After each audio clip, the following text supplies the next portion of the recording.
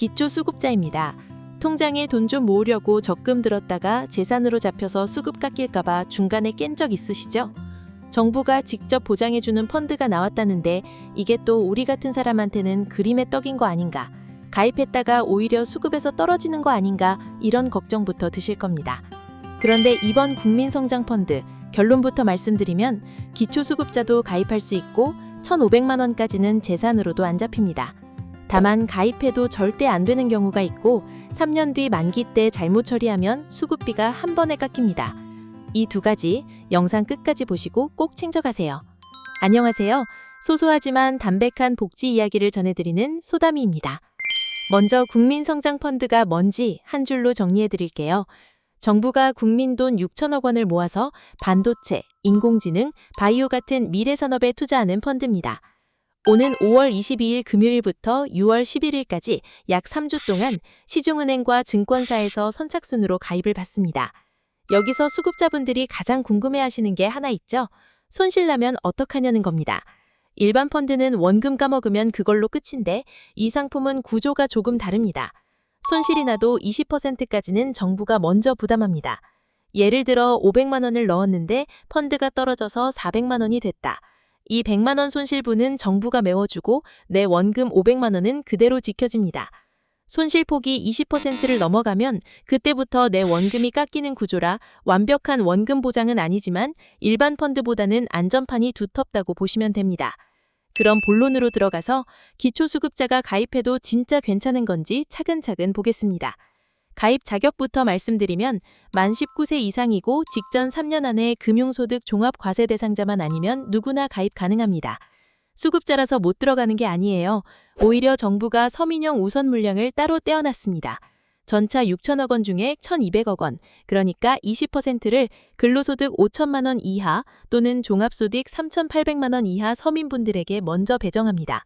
이 우선 판매 기간이 5월 22일부터 6월 11일까지 2주간이라 수급자분들은 이 기간에 신청하시는 게 가장 유리합니다.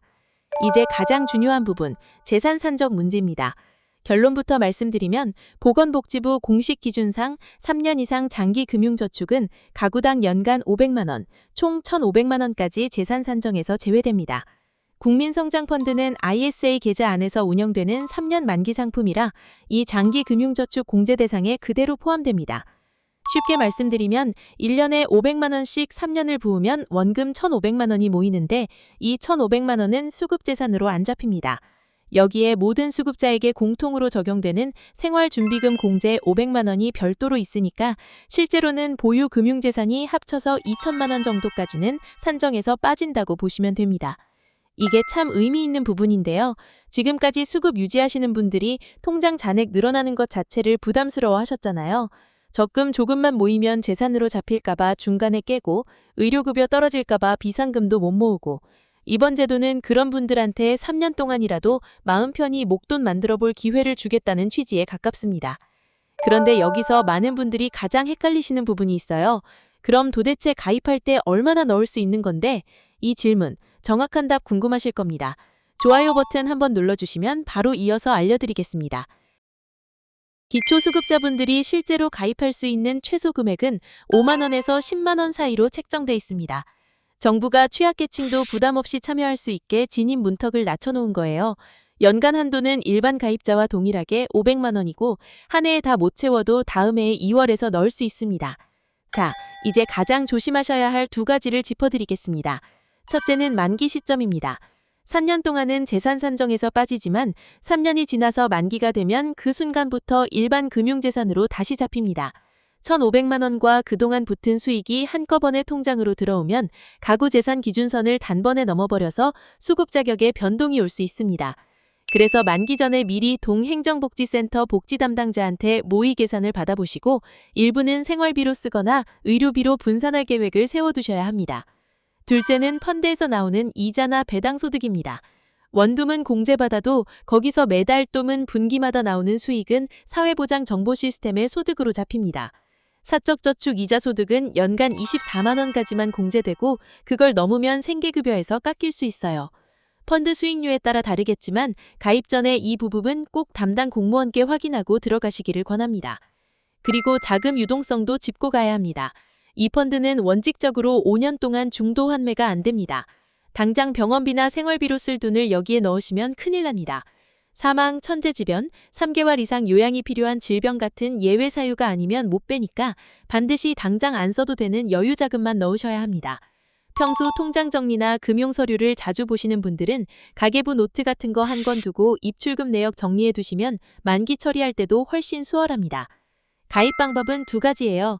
국민은행, 신한은행, 농협은행 등을 비롯한 시중은행 25개소와 주요 증권사 영업점에 직접 방문해서 ISA 계좌를 개설하고 펀드를 매수하는 방법, 그리고 각 은행과 증권사 모바일 앱에서 비대면으로 가입하는 방법입니다.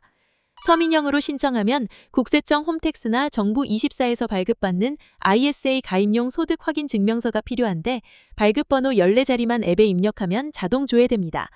오늘 내용 짧게 정리해 드릴게요. 국민성장펀드는 기초수급자도 가입 가능하고 1,500만 원까지는 재산 산정에서 빠집니다. 손실은 20%까지 정부가 막아주지만 완전 원금 보장은 아닙니다.